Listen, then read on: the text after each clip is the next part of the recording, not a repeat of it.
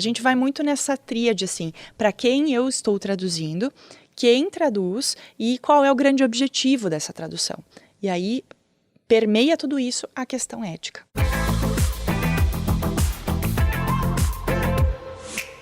Olá, tudo bem?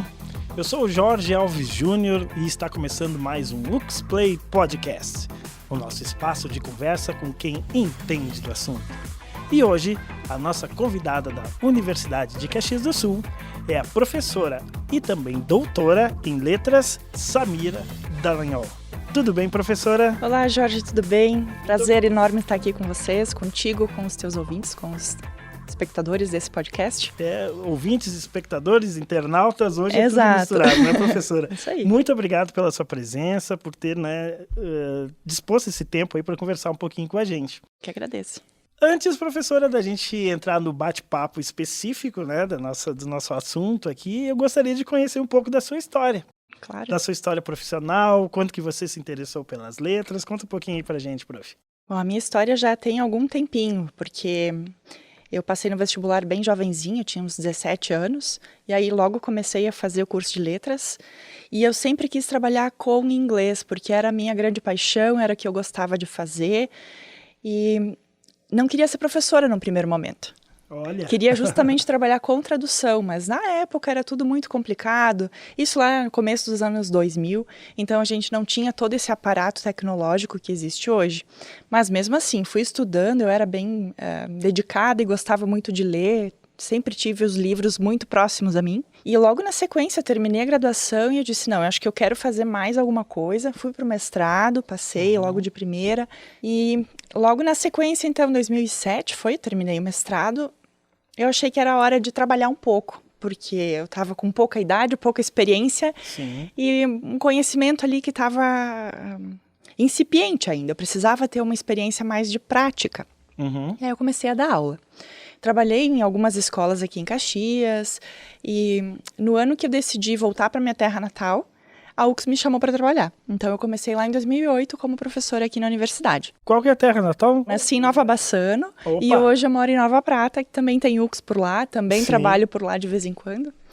E aí em 2017 eu achei que estava na hora de voltar. E retomei os meus estudos para fazer o doutorado, ainda aqui na universidade. Como eu gosto de dizer, eu sou filha da UX, né? Sim. Então, fiz a minha graduação, fiz o meu mestrado, doutorado aqui pela universidade. Sempre assim com um suporte muito bacana dos professores, que muitos deles são meus colegas hoje, alguns deles já estão aposentados. Mas sempre nesse viés, assim, envolvendo as questões de língua, línguas estrangeiras, em especial o inglês, e questões de leitura. Então, meu mestrado e doutorado são todos voltados para essa área da leitura. Que legal, professora, até porque eu tenho aqui, né, você é licenciada em letras, português e inglês, mestre em letras e cultura regional. Isso. E doutora em letras, né? Isso aí. E desde lá do início, professora, desde a infância, assim, quando já era menininha, já tinha esse apreço pelas letras, pelos livros, pela escrita? Tinha sim, a minha irmã e minha prima mais velha, assim, da idade da minha irmã, que podem contar um pouco essa história, porque desde aquela época eu gostava de brincar de professora, e aí dava aulinhas para elas. Teve uma ocasião que eu organizei uma biblioteca com os livrinhos, os gibis que eu tinha em casa para emprestar para o pessoal da rua, assim, então é de longe essa paixão, sabe? Faz bastante tempo. Que legal, professora. E, bom, vamos falar então sobre o nosso assunto, né, que é tradução. Pois é. Um pouquinho da história, prof, um pouco, claro, tem que fazer um resumo aqui, né? Mas a história da tradução, que com certeza é muito interessante. A gente vai ter várias histórias, eu vou tentar resumir assim de forma bem sintética, mas de modo geral a tradução começou quando existiu essa necessidade de trocar informações. Então, entre os povos, desde antes de Cristo e tudo mais, né? A gente vai ter ali situações em que as pessoas precisavam se comunicar. A tradução em si, ela vai trabalhar muito com o texto escrito. Aí nós vamos ter, inclusive, métodos de ensino de língua estrangeira baseados na tradução. O grande primeiro método que a gente tem de ensino de línguas é a ideia da tradução. Então, a gente pega um texto original, um texto especialmente literário, e vai estudar esse texto, transpor ele para a língua de chegada. E é assim que a gente estudava até mais ou menos na década de 50. Era essa a ideia que se tinha de estudo de língua estrangeira. Até ali, a tradução e o ensino de línguas, eles se mesclavam muito. Depois, até mesmo por questões socioeconômicas, culturais, políticas, em especial por causa da Segunda Guerra, a gente vai ter uma diferenciação grande entre o ensino de língua e as questões de tradução. Certo, até porque, professor, a tradução, nós leigos, né, imaginamos que você vai lá e faz aquela tradução. Não, mas tem toda uma questão cultural de estudo ali em cima, né, professora? Tem, bem sim, complexa. É bem complexa, bem difícil de fazer isso. Às vezes, as coisas se tornam mais simples, quando as línguas são mais próximas, quando as questões culturais são mais próximas também. Então, a gente vai pegar, por exemplo, países que têm uma origem semelhante, ou, por exemplo, países que foram colonizados pelos mesmos colonizadores, né? Também vão sofrer influências semelhantes. Agora, quando a gente tem países ou nações que têm línguas muito distintas, histórias e cultura muito diferente, aí a gente vai ter mais trabalho para traduzir. Com certeza. Professora, e você ministra a disciplina de tradução e estudos culturais, né? Exatamente. Vamos falar um pouquinho sobre isso, prof? Vamos sim. Essa disciplina, ela acontece no curso de especialização em tradução e estudos do léxico. E essa disciplina que eu trabalho, eu tive o prazer de construí-la e trabalhar, ela vai focar muito nas questões dessas particularidades culturais. Então, em que medida a gente precisa dar conta disso na tradução, a partir da linguagem. Porque aí a gente vai ver como a linguagem e cultura andam lado a lado, elas não são separáveis com facilidade. E é mais ou menos nessa linha que a gente vai estudar um pouco dentro dessa disciplina, dando uma olhadinha nos costumes, nas práticas. Sim. E também eu costumo trabalhar um pouco com os estudantes como a gente pode fazer essas traduções, porque vão ter sim já técnicas, percursos já desenvolvidos, teorias que mostram quais são os melhores caminhos para poder fazer uma tradução mais adequada, dependendo da área, dependendo do objetivo, enfim. E existem técnicas, então, para isso, professora, porque me parece, eu vou fazer uma tradução e eu tenho que ter um conhecimento sobre aquela tradução, a cultura daquela tradução que eu vou fazer, mas além disso, ou, né, eu tenho a questão técnica e também tenho que estudar a cultura. Como é que funciona? Não parece nada fácil. Não é professor. tão simples assim, exatamente. Não é só uma questão de saber aquela língua, de conhecer o idioma de partida, como a gente chama, ou mesmo o idioma de chegada. Então, por exemplo, eu vou traduzir um texto do inglês para o português. Não adianta eu saber só um pouquinho de inglês e tá bom. A gente vai ter hoje, inclusive, ferramentas tecnológicas que são chamadas de CAT Tools, que elas estão ali muito próximas àquilo que a gente tem no senso comum do Google Tradutor, só que aí, para as questões de tradução técnica, para os profissionais da tradução, nós vamos ter ferramentas muito mais elaboradas. Mas só para o pessoal ter uma ideia, funciona um pouco nessa linha. Além disso, a gente vai poder trabalhar também com todas os databases da linguística de corpos, porque é a partir dessa combinação que a gente vai saber quais são as expressões mais usuais para traduzir determinada expressão, para traduzir determinada palavra. Que às vezes vai acontecer isso. Eu tenho uma palavra no inglês e eu preciso de uma frase inteira no português. A gente tem o clássico, né? A palavra saudade. Como é que eu faço para traduzir a palavra saudade? A gente tem no inglês, por exemplo, o miss, mas ele é um verbo, é uma ação, é o sentir falta. Aí eu digo de sentir falta em português, mas saudade como substantivo, eu não vou ter esse correspondente na língua inglesa. Então vai ter sempre esse tipo de dificuldade também. Claro que esse é um exemplo muito simples, mas dependendo da área que a gente vai, né? Eu me lembro de trabalhar com os alunos na disciplina questões sobre metalurgia. A Alemanha, por exemplo, tem índices ou percentuais diferentes de materiais, de metais, incluídos naquilo que eles vão chamar de aço ou aço inox. Então, é muito complexo traduzir um manual que explica ou que faz esse detalhamento, até mesmo numa área tão dura, tão exata, que é a engenharia. Então, precisa também conhecer aquele ambiente, aquela cultura, mesmo que ela seja uma cultura empresarial ou de indústria, Eu preciso ter esse conhecimento para poder fazer uma boa tradução. Que interessante, professora. Mesmo um manual técnico, você precisa conhecer a cultura para poder fazer uma tradução. Imagina que você faça uma tradução de um determinado nome de material de uma empresa para outra. A complicação que pode dar aquela peça, aquela importação, enfim, né? E hoje a gente tem muito essa demanda das empresas. Tem que ser muito rápido, tem que ser para ontem. E às vezes elas recorrem a essas ferramentas que estão disponíveis, mas que elas ainda não conseguem se sobrepor ou substituir de forma adequada o ser humano. Porque, por exemplo, eu largar um manual, ou mesmo uma lista de ingredientes de um alimento. Eu quero fazer essa tradução.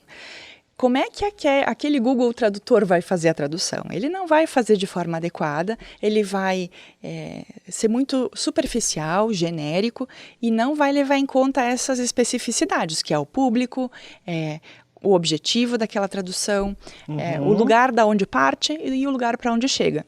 Por isso que o tradutor é essencial, ele é indispensável. Com certeza, professora. E você falou antes aqui, me chamou a atenção, estudos do léxico. Certo. O que é, professora? Essa é uma palavra que vem gerando bastante demandas, assim. O que é o léxico, afinal de contas? O léxico, ele nada mais é do que todos os elementos do nosso vocabulário. É um outro nome que a gente fala para vocabulário. Eu estou sendo bem reducionista aqui, mas a ideia é essa, é trabalhar. Quando eu falo estudos do léxico, eu tenho que ter essa noção de que, para eu traduzir, eu preciso conhecer toda aquela peculiaridade ou a especificidade daquela língua, em especial na questão das palavras, na construção das frases, na organização. E aí que entra a ideia do léxico. O que vem antes, o que vem depois, que tipo de preposição é usada, que demandas tem aquele verbo, tudo isso entra nesse estudo. Dá para dizer, desculpa interromper, prof, dá para dizer que é uma espécie de divisão? O léxico, não, das frases, das palavras e o estudo aprofundado dela. Mas sim, podemos pensar assim, sim. Não deixa de ser uma divisão ou mesmo uma unidade, vamos dizer, né? Sim. Para poder fazer a construção da ideia. E por isso que a gente tem aí o Google Tradutor. Eu acho que a gente traz a questão de que ainda o ser humano é extremamente necessário para poder interpretar, não é, professora? Exato. E trazendo essa questão do Google, eu aproveito para a gente falar sobre tecnologia. Claro. Nós temos uma nova linguagem hoje, né, professora? Sim. E eu fico curioso em saber como vai funcionar, ou como poderia, ou enfim, que caminhos vamos seguir, já que estamos na juventude, principalmente, né, diminuindo cada vez mais as palavras. Como que isso pode ser interpretado lá na frente, acredito eu, ou se já está sendo feito, com o processo de tradução, prof? Olha, uma ótima pergunta. Acho que existem ali duas grandes tensões. A primeira delas é pensar em que medida eu consigo manter a língua do jeito que ela é, para que a gente possa se entender. E na outra ponta, a outra tensão é justamente isso. Como é que eu vou privar ou barrar as mudanças? As mudanças são naturais, elas são esperadas. A gente não fala você desde sempre. A gente não fala Senhor desde sempre. Então, assim, as palavras vão mudando, vão caminhando na história e não tem como a gente segurar essa mudança. O que a gente vai precisar fazer é se adaptar, e até eu uso aqui, acho que é o Evanildo Bechara que fala um pouco disso, que nós precisamos ser poliglotas na nossa própria língua. E é isso que eu acho que é o mais interessante, porque eu, como professora, eu vou para a sala de aula e digo para o meu aluno, você não pode abreviar nada, você tem que escrever tudo. E ele vai me dizer, prof, mas lá no WhatsApp, lá no Twitter eu abrevio. E tá certo, e tá tudo bem, dentro daquela situação de comunicação. Agora, se ele precisar, por exemplo, escrever uma ata de uma reunião, se ele precisar, por exemplo, fazer um discurso de formatura, não vai funcionar muito bem toda essa abreviação, toda essa a linguagem mais de gírias, porque a situação de comunicação não contempla isso. Então, tudo tem que ser levado em conta. O que se fala, para quem se fala, quando se fala. Por isso que o aluno precisa aprender a navegar de forma um pouco mais abrangente dentro da sua própria língua. Que legal, professora. E dentro desse estudo, desse aprendizado aí do aluno, tem a parte teórica, claro, mas também tem a parte prática, né? Como que funciona isso, professora, na disciplina, no curso. Fala um pouquinho pra gente. A gente tem aqui uma preocupação de levar teoria para o aluno, uma vez que essa especialização ela complementa de forma bastante significativa a graduação do aluno. A gente não trabalha com questões de tradução durante a graduação de letras, então ela dá um diferencial bem interessante para o aluno. Nesse sentido, a gente prima pela teoria, mas colocando em prática muitas das técnicas, muitas dessas elaborações, porque é assim que ele vai se sentindo um pouco mais confiante, ele vai entendendo como os processos funcionam. Não adianta só ficar na teoria e dizer assim, isso é assim, assado. Não, tem que fazer o aluno praticar. Então, sim, a gente começa já trabalhando com tradução de texto, mostrando, por exemplo, até tem outras disciplinas que eu posso mencionar aqui, que vão mostrar um pouco sobre o trabalho do tradutor, as questões de legislação, que são muito importantes. A gente não pode sair traduzindo qualquer coisa de qualquer jeito. A gente vai ter, por exemplo, uma categoria diferente que são os tradutores juramentados. Então, são pessoas que vão fazer traduções específicas de documentos oficiais. Então, não é qualquer um que pode fazer esse tipo de tradução, né? Então, é bem interessante ter noção dessa legislação. Outras disciplinas que são muito importantes e que vão um pouco nesse viés da tecnologia, que são, por exemplo, o uso de ferramentas digitais. Então, os alunos já vão tendo ali muitas dessas tentativas, essas tarefas, né, como eu disse, as CAT Tools, que são ferramentas próprias da tradução, para que eles possam ter mais ideia de como trabalhar de forma aliada. Não adianta a gente negar a tecnologia, ela está aí, ela precisa também nos auxiliar. Não dá para brigar com ela, tem que saber fazer uso disso. Então, os alunos têm essa perspectiva também. E também tem uma outra disciplina muito interessante, que é essa de tradução intersemiótica, que parece um nome meio esquisito, né? Lá, mas a ideia de intersemiose quer dizer que eu vou misturar tipos de texto. E quando eu falo tipos de texto, eu estou falando aqui da maneira mais abrangente. Eu posso trabalhar com áudios, com vídeos, com questões do cinema, com literatura. E aí a professora que trabalha com essa disciplina costuma trabalhar muito com a audiodescrição, que é uma forma também de acessibilizar áudios e vídeos para pessoas que têm deficiências ou que são deficientes visuais ou físicos, enfim. E a gente trabalha também com legendagem, que é uma outra linha, veja quanta coisa diferente tem aí, né? Com legendagem dentro da tradução, que é uma das linhas que o pessoal costuma encontrar, um dos primeiros trabalhos do tradutor, que é, por exemplo, fazer legendagem para filmes, para séries, para essas companhias grandes que locam ou que reproduzem filmes, por exemplo, Netflix ou Amazon Prime. E muitas vezes a gente fica, às vezes, chateado, vamos dizer assim, quando a gente vê a legenda e diz, não foi isso que ele disse. Mesmo quem fala ou não, quem conhece um pouquinho da língua, mas não significa que esteja errado, né, professor? Às vezes existe uma questão de interpretação aí que o tradutor está apresentando pra gente. Agora que eu tive esse clique. É por aí, professora? É um pouco por aí, mas vai um pouquinho além. Um pouquinho além. A legendagem, ela também, eu não sou especialista, tá? Mas aquilo que eu conheço, a legendagem também vai trabalhar com alguns limites. Eu tenho um tempo X para aparecer na tela e eu tenho um número X de caracteres que devem aparecer na tela durante aquela cena. Então, nem sempre eu consigo dar conta todo aquele diálogo, de toda aquela fala. Eu preciso usar outras palavras que dão conta do significado, mas que são menores, que são mais sucintas. E é por isso que às vezes tem essa diferença na hora da gente assistir e prestar atenção na legenda. Olha só. Agora, professora, quando a gente fala, por exemplo, no inglês, no alemão, no francês, no italiano, que são línguas que fazem parte mais do nosso convívio, do nosso dia a dia, já é complexo. A gente, né, batendo esse papo aqui, já percebe que nada é tão simples. Mas quando é uma outra cultura, professora, totalmente exótica pra gente. Exótica pra gente. Como é fazer um trabalho em cima de uma tradução dessas? É por isso que a gente tem tradutores que são especializados em algumas áreas. E às vezes em algumas línguas também.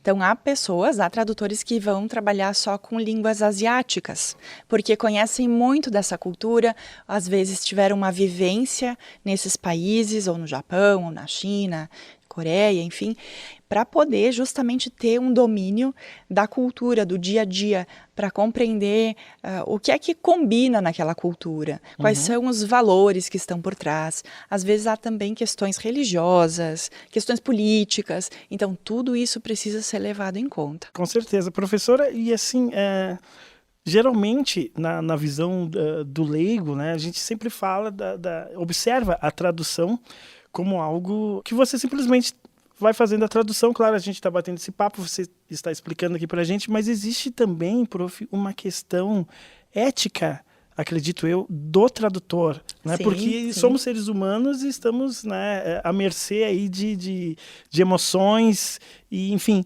Como você observa essa questão, professor? O que pode falar um pouquinho para a gente sobre isso? Eu posso até ilustrar essa tua pergunta com um provérbio italiano bem comum dentro da nossa área da tradução, que é tradutore, traditore, que é a ideia do tradutor sendo um traidor. É bem interessante isso. Por que eles usam, então, essa metáfora, essa comparação? Porque, em muitos dos casos, aquela pessoa que é capaz de traduzir, ela ou vai ter uma parcialidade na tradução, então ela vai pender para um lado, vai enfatizar alguma coisa que talvez no original não estava, ou ainda, pode ser uma pessoa que vá passar uma informação para alguém que não deveria ser passada. Então, nesse sentido, o traidor. E aí também vão entrar todas as questões éticas que podem estar envolvidas. Porque realmente eu preciso ter muito cuidado naquilo que eu vou escolher como palavra, e aí entra de novo a ideia do léxico, saber qual palavra combina mais dentro daquela área do conhecimento, qual palavra é mais comum para determinados assuntos, e aí também vai da minha ética profissional para ser um pouco mais elegante, eu diria, na escolha das palavras, ou mesmo ser um pouco mais explícita, dependendo muito da situação.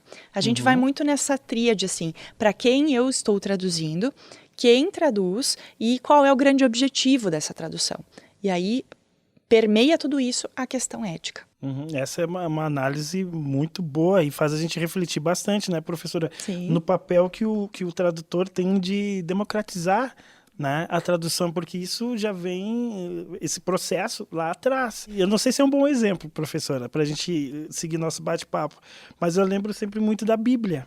Sim. Que vem lá do, se não me engano, é do aramaico, depois para o grego, hebraico, e as mudanças, além dela ser um livro já por si só, né, professora, é complexo. Não sei, por isso que eu digo, não sei se é um bom exemplo, mas tem essas linguagens todas, né, e essas mudanças, talvez, na tradução, professora. Sim, vamos ter muitas versões diferentes da Bíblia, sim. E aí também vale lembrar a questão sócio-histórica. Em que momento da história nós estamos traduzindo aquele texto? E aí a gente vai ter todo esse percurso, vamos pegar de novo o exemplo da Bíblia. A gente vai ter traduções diferentes, inclusive traduções de traduções. Porque, só para dar um exemplo, a gente vai ter um dos primeiros reis britânicos que ele vai se dar o trabalho de fazer essa tradução da Bíblia, do latim para o inglês. E ele vai inserir várias expressões que não estavam lá, mas que ele achou por bem colocar, que ele achou que iam causar uma boa impressão, que iam trabalhar com valores que para aquele momento a Inglaterra estava precisando. E depois dessa tradução a gente vai ter outras nações que vão se basear na tradução do inglês da Bíblia para fazer as suas traduções. Então, como tu disseste, a gente vai ter variações, com certeza, no tempo e no espaço. Então, isso é bem pertinente. Professora, e para estudar na disciplina, além, claro, de tudo que ela oferece, o aluno ele teria que, sei lá, buscar conhecimentos gerais? Isso é indicado, estudar história, ou o caminho, o campo específico que ele quer? Falar uma língua, no mínimo, acho tem que ter uma segunda língua, professora, também? Sim, a gente até solicita que os alunos tenham minimamente um conhecimento intermediário de uma dessas línguas mais comuns, seja inglês, espanhol, italiano, francês, para que a gente possa orientá-lo a fazer essa inicialização. Porque, vamos combinar, a gente tem 1 ano e meio de aula, na especialização e Sim. a pessoa vai Vai começar ali a construir esse percurso. A gente não vai finalizar, deixar esse tradutor prontíssimo. Por quê? Porque a gente vai oferecer diferentes possibilidades para ele. Depois, esse tradutor vai seguir o seu caminho mais específico, como tu disseste. Então, quem sabe um pessoal da engenharia quer fazer esse curso de tradução porque quer trabalhar com tradução na engenharia.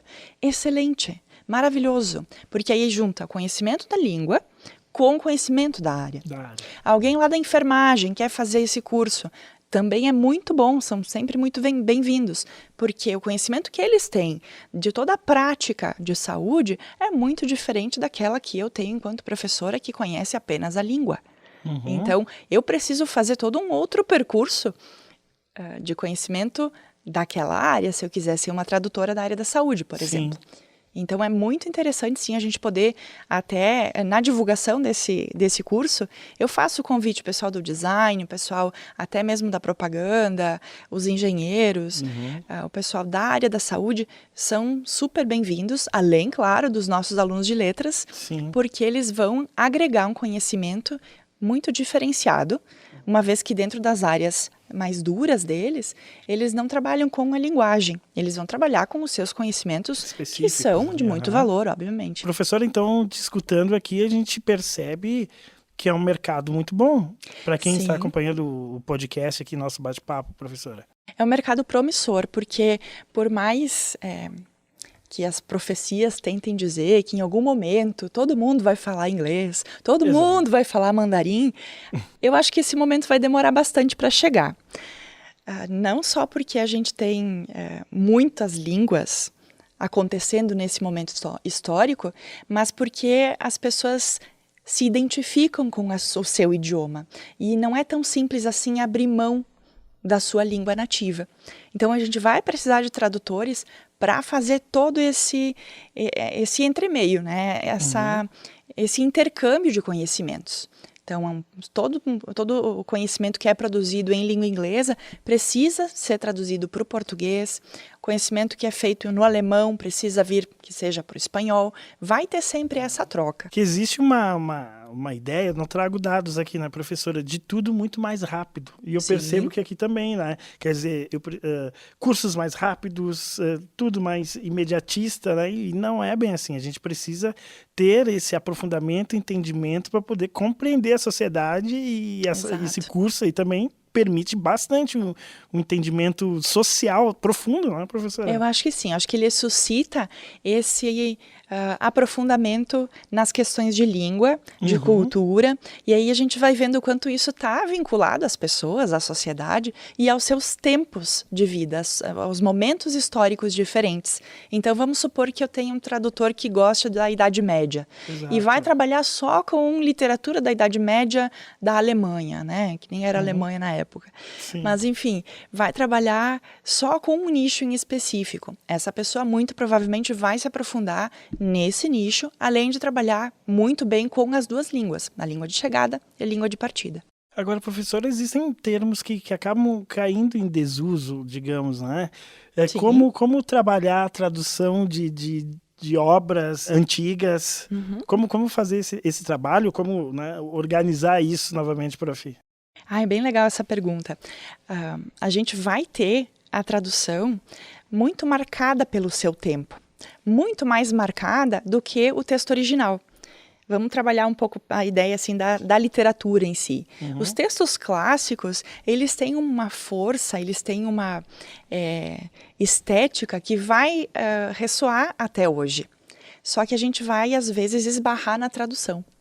Então, trabalhando com textos ou lendo textos que estejam melhor traduzidos, com uma linguagem mais próxima do nosso dia a dia, ou do nosso momento histórico, vai colaborar para que a gente possa compreender melhor aquele clássico. E é por isso que a gente tem edições e traduções novas para alguns livros, para alguns textos, porque elas são necessárias. A gente fala muito na escola da leitura do Machado de Assis, né? A gente vai falar, por exemplo, do próprio Shakespeare, a gente vai falar do Charles Dickens, da Jane Austen, né? Eu pego aqui os meus exemplos da língua inglesa. Mas muitos alunos não conseguem acessar o que tem de bacana naquele texto por causa da tradução. Então, até mesmo um professor que trabalha numa biblioteca vai se valer desse conhecimento das traduções, das diferentes edições e traduções que a gente vai ter de um texto, justamente para aproximar esse aluno daquela beleza, né, do que tem de bacana dentro daquela obra literária. Sim, a tradução ela é datada e ela precisa ser renovada eventualmente. E a gente está falando aqui, professora, de linguagem rebuscada? Não? Ou existe uma diferença? Eu acho que a gente vai ter muito, dentro da literatura, tendências do seu tempo. Tá. Então, vão ter momentos em que a gente vai ter, por exemplo, o barroco, que vai trabalhar muito com essa ideia dos elementos de contraste. A gente vai ter o próprio romantismo, que vai ter grandes descrições. Então, nesse momento que a gente vive hoje, se tem esse imediatismo, inclusive na literatura. E é por isso que a gente não tem muita paciência para ler esses outros textos. Eu trago até aqui um exemplo de uma tradução do Proust, que assisti esses dias, inclusive, do pessoal da Academia Brasileira de Letras. Até recomendo, são 4 episódios falando de grandes clássicos que foram traduzidos ou que foram retraduzidos, porque vai ter essa demanda, né? Então, eu acho que é um jornalista que faz a tradução, o Mário Sérgio Conte, e a professora e escritora Rosa Freire de Aguiar.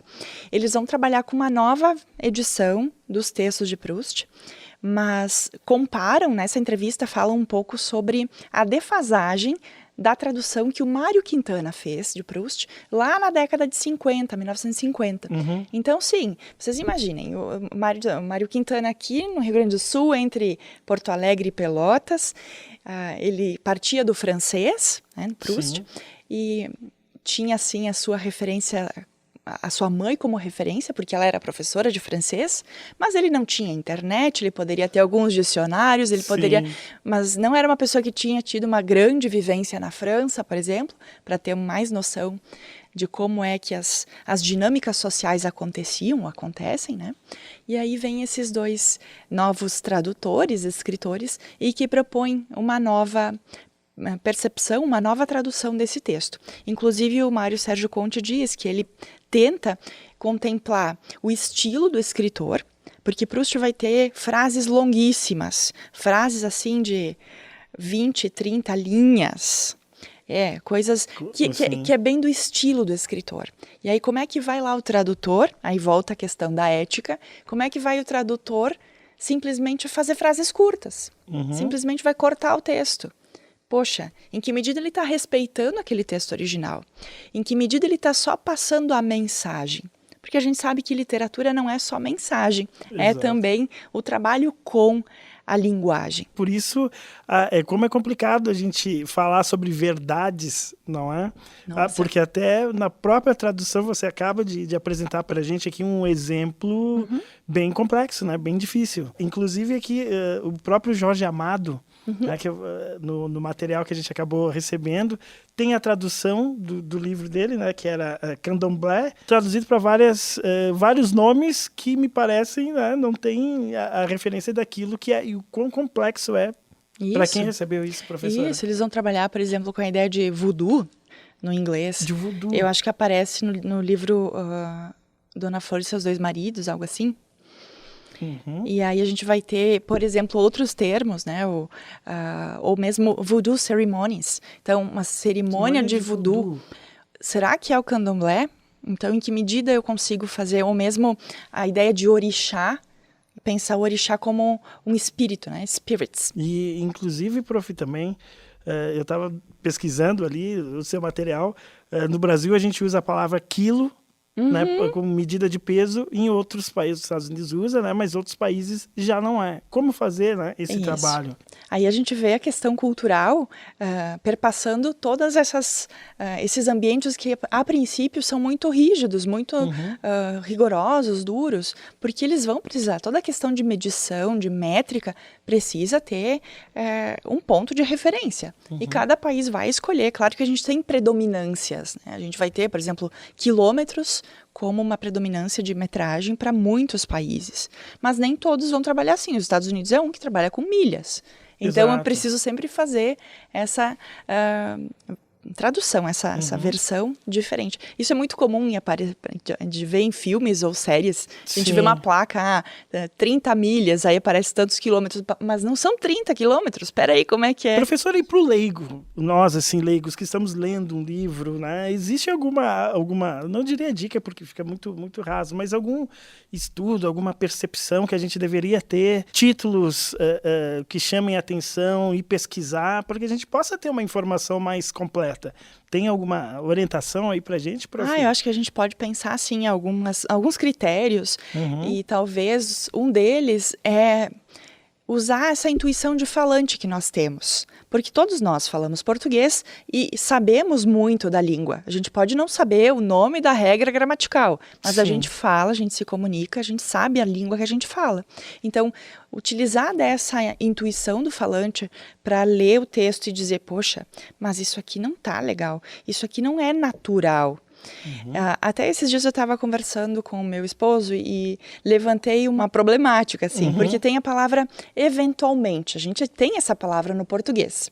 A gente tem um false friend, né, que é um sinônimo não perfeito ou não sinônimo, que é o eventually, que quer dizer finalmente em inglês. E a gente vê muito, eu tenho assistido bastante coisa na internet, o pessoal usando eventualmente no sentido de finally, do sentido do inglês. Então a gente vê ali como existe essa troca, né? Essa mescla das línguas por causa do contato. E que não precisa passar por um tradutor para fazer isso. Isso vai acontecer de forma muito natural. As pessoas escutam, entendem que aquilo funciona e vão começar a aplicar. Mas aí, nós, enquanto receptores, vamos precisar fazer essa filtragem. Certo. Professor, e para quem vai fazer a pós, né?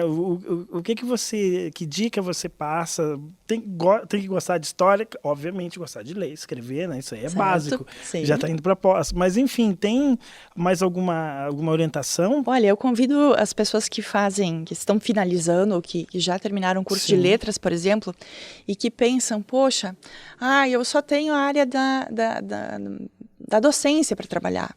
Mas eu não sei se eu quero trabalhar como professor, como professora. A tradução é, sim, uma área muito rica, muito interessante para se aprofundar. Sem contar todos esses outros profissionais que também podem lançar mão, né, da tradução para poder se especializar dentro da sua área. Mas, na medida em que você decide, eu quero fazer esse curso, acho que interessante é estar muito aberto para entender mais e mais sobre língua, sobre linguagem, linguística, sobre os aspectos que você quer aprofundar. Eu quero trabalhar com literatura, com tradução de sagas que estão super vendidas agora. Eu quero fazer tradução para o Brasil. Eu não preciso trabalhar só com literatura antiga. Tem muita coisa sendo escrita no mundo inteiro. E a gente vai lembrar uma vez mais, o inglês ainda é a língua de maior produção de conteúdo. Então, sabendo inglês, a gente tem uma possibilidade ali de trazer, através da tradução, muitos textos de áreas muito distintas para o português. E ali reside, então, um campo de trabalho bastante promissor, bem interessante. Agora, professora, tem pessoas que falam várias línguas. Isso ajuda ou não? Porque às vezes você simplesmente está falando muitas línguas, mas dentro desse contexto, professora, ajuda? Eu acho que sim, acho que ajuda. A gente vai ter, inclusive, relatos de tradutores que vão se basear em traduções, por exemplo, do francês para o espanhol, para fazer uma tradução do francês para o português. Observando as escolhas que foram feitas no espanhol, esse tradutor do português também começa a pensar em possibilidades. Então, quanto mais línguas eu conhecer, pode me ajudar, sim, a fazer uma boa tradução. E também existem tradutores, eu me lembrei agora, por exemplo, da Adriana Lisboa, que trabalha com francês, com inglês e com espanhol. Então, eu posso ser uma tradutora de um nicho específico, mas para várias línguas, ou de várias línguas para o português. Então, sim, eu acho que só colabora. Professora, para quem está interessado, né, em fazer o curso, como é que faz para procurar, enfim, e se aprofundar aí nesses temas tão interessantes, professora, que abrem a mente, né? Porque acredito que você começa a ver o mundo de outra forma, né? Quase que saindo da Matrix. É mais ou menos isso, assim, a gente começa a se questionar algumas coisas. Algumas coisas, né? Eu já estou aqui questionando. Diga, prof. Então, vocês podem até me procurar nas redes sociais, Sami Dagnol, no Instagram, por exemplo, mas a gente tem um portal aqui da universidade que é o Pós-Lato UX, então o pessoal da pós-graduação mesmo pode dar toda essa orientação. Eu até deixo aqui um abraço para o Matheus lá, que trabalha conosco. Abraço aí, Matheus. E vale lembrar também que a gente tem professores de outras instituições, professores que são tradutores. E isso eu acho que é um diferencial bem interessante para o curso, porque aí são pessoas que realmente trabalham na área, não ficam só teorizando sobre. Elas vão te trazer exemplos, situações em que foi complicado resolver, foi simples resolver, mas pelas quais elas passaram. E provavelmente fazendo muita pesquisa e buscando, sim, né, professor? Sim. Inclusive, acho que entrando em contato com as pessoas dos países nativos da tradução. Também. Muitos desses professores tiveram vivências no exterior e também ajuda, né, colabora muito para compreender, como eu disse antes, essa dinâmica social. Como é que funciona, por exemplo, na área da engenharia de alimentos? Como é que a gente trabalha na área da saúde? É possível traduzir a área do direito? Então, são perguntas ou mesmo áreas muito interessantes para a gente se questionar e refletir. E você, prof, faz o trabalho também de tradutora ou é professora? Eu sou basicamente professora, faço algumas traduções, mas dentro da área acadêmica. Então, artigos, capítulos, resumos, abstracts, nesse sentido, né? Então, os meus colegas que trabalham na tradução vêm de outras áreas, inclusive o pessoal que trabalha com tradução de games, né? Porque tem muito dessa demanda, pessoal que trabalha com, como eu disse antes, com legendagem. Então, sim, a gente vai ter profissionais de vários campos diferentes, todos eles com a tradução em comum. Professora, a questão das gírias é muito difícil também perceber dentro da tradução? É difícil de fazer a tradução de gírias. De gírias. Porque vai depender um pouco que grupo social está usando. Qual é o sentido daquela gíria? Para aquela tradução que eu estou fazendo, eu posso usar um termo pejorativo? Qual é o público-alvo? Então, eu posso fazer uso, né, de um palavrão ou será que eu tenho que amenizar? A gente vê, por exemplo, muitas palavras que são grandes palavrões no inglês serem traduzidos como droga, porcaria, em filmes ou séries. Justamente por isso, porque existe uma certa censura no sentido de vamos deixar isso acessível para idades, a todas as idades, para não soar agressivo, para não soar violento. Então tem sim esse cuidado também. E diante do seu trabalho, você já se deparou com alguma dificuldade, algo assim? Isso é muito difícil. Precisou de ajuda, prof? Sim, já precisei de ajuda. No começo desse meu percurso de tradução, eu tive um grande desafio para traduzir o manual de máquina de overlock. Olha só, eu não entendo de máquina de overlock. Eu não entendo nada de costuras, mais ou menos sei o que é uma linha e uma agulha, mas enfim, a gente veio lá, eu recebi uma demanda desse manual que vinha com a máquina, claro, só que o manual em língua inglesa, e a pessoa que comprou a máquina não tinha nenhum domínio de língua inglesa. Então eu precisei estudar bastante, pesquisar bastante para poder acessibilizar aquele conhecimento para aquela pessoa que já era uma senhora de idade. Olha, e então foi muito desafiador, sim. Porque eu precisava dar conta de todo o processo, como é que se armava aquela máquina para poder funcionar e como é que se fazia para ela costurar, para ela fazer o overlock. Então foi bem desafiador. Professora, e a filologia é um outro campo ou entra alguma coisa dentro da questão da tradução das línguas? Sim, vai entrar. Filologia, ela vai estudar a história das palavras, a história do léxico.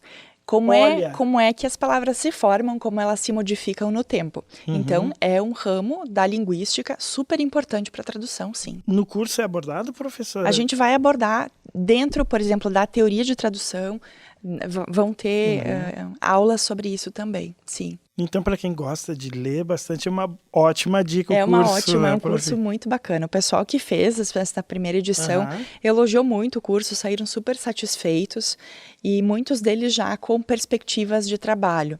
Então, isso também é bem interessante de ressaltar. Isso porque a gente está nesse mundo tão dinâmico, com essa pressa toda de todo mundo, né? Eu preciso resolver minha vida e tem que ser tudo rápido. Mostra que tem um mercado grande, eu diria, professora. Tem. O que a gente não pode fazer é se encerrar numa salinha, ficar isolado e achar que porque eu sou tradutor, os meus livros me bastam. A gente não vive mais nesse momento romântico do tradutor. O tradutor é uma pessoa dinâmica, uma pessoa que tem muitos contatos, é uma pessoa que está ligada nas tecnologias, porque ele precisa lançar mão de todos esses recursos para fazer uma boa tradução. Pois é, você trouxe a questão dos games, né? Então, quer dizer, é um campo novo para o tradutor. Sim, não é só a pessoa que vai trabalhar com literatura, com coisas antigas. A gente tem a tradução do hoje para o hoje, só que de línguas diferentes. Em todos os campos, tudo está modificado, né, professora? Tudo está se modificando e oportunidades surgindo. Vão surgindo. E quando a professora Samira não está em aula, não está fazendo as suas traduções, seus trabalhos, como que é o lazer dela? O que ela gosta de fazer? Ouve uma música? Conta um pouquinho pra gente, professora, da família, e faz um apanhado aí. Bacana. Eu sou casada, né? Tenho meu marido e a gente tem 2 gatos, né? O Hunter Nelson e o Oliver Twist. Então eu digo que eles são o nosso lazer, assim. Mas eu sou muito fã de filmes, de séries.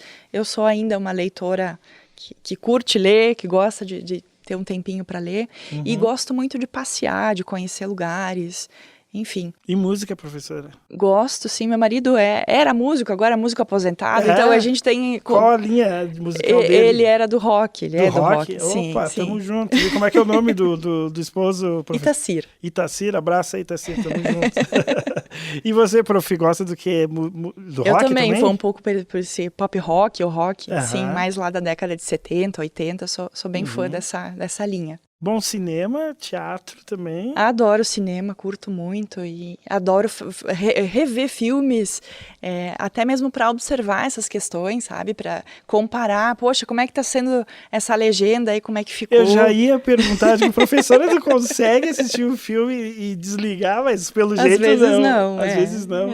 Professora, foi um prazer enorme recebê-la aqui no Play Podcast, né? Fica aqui portas, janelas abertas para um próximo bate-papo e parabéns pela cadeira, pelo curso. Que agradeço. E a gente incentiva o pessoal a procurar. Obrigada mesmo.